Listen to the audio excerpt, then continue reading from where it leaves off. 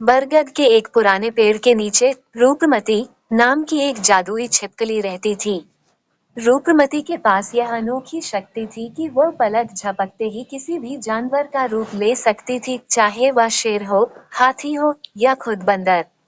जंगल के उत्तरी हिस्से में बंदरों का एक बड़ा झुंड रहता था। वे बहुत मेहनती थे, लेकिन थोड़े सीधे सादे भी। रूपमती ने अपनी इस शक्ति का इस्तेमाल करके आराम से जीवन जीने का एक शातिर प्लान बनाया। एक दिन रूपमती ने जंगल के राजा, बड़े और शक्तिशाली शेर बलवान का रूप ले लिया। वह दहाड़ते हुए बंदरों के सरदार चंपक के पास पहुंची। शेर के रूप में उसने हुक्म दिया, ए चंपक, जंगल में इस बार फलों की कमी हो गई है। राजा के आदेश पर तुम सब बंदरों को अब से रोजाना मेरे लिए और जंगल के अन्य बड़े जानवरों के लिए सबसे ऊंचे पेड़ों से ताजे और रसीले फल तोड़ने होंगे। ये तुम्हारा शाही कर्तव्य है। बंदर डर गए। उन्होंने कभी राजा शेर की बात टालने की हिम्मत नहीं की थी। वे तुरंत काम पर लग गए। रोजाना सुबह से शाम तक बंदर कड़ी मेहनत करते, सबसे अच्छे फल इकट्ठा करते और एक खास जगह पर ढेर लगा देते। जैसे ही बंदर अपना काम खत्म करते, रूपमती चुपके से आती।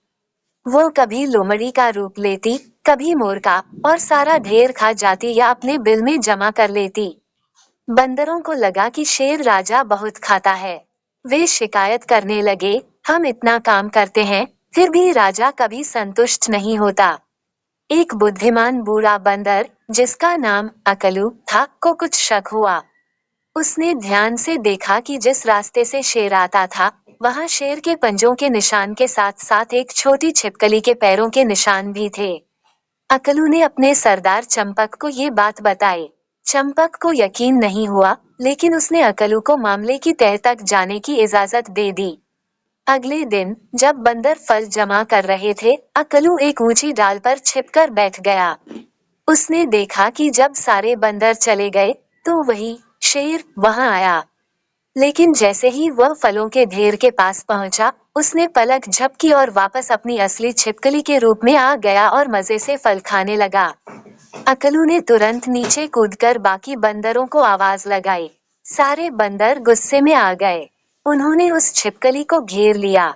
धोखेबाज, तुम हमें बेवकूफ बना रही थी और हमसे मुफ्त में काम करवा रही थी। चंपक सरदार चिल्लाया। रूपमती डर गई। उसकी रूप बदलने वाली शक्ति भी उसे बचा न सकी, क्योंकि वह सच्चाई के सामने पकड़ी गई थी। बंदरों ने उसे चेतावनी दी कि अगर उसने फिर कभी किसी को धोखा देने की कोशिश की, तो वे उसे जंगल से बाहर निकाल देंगे।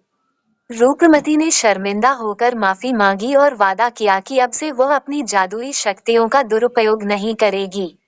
उस दिन के बाद बंदरों ने सीखा कि आंख बंद करके किसी पर भी भरोसा नहीं करना चाहिए, और रूपमती को एहसास हुआ कि चालाकी से किया गया काम हमेशा नहीं चलता।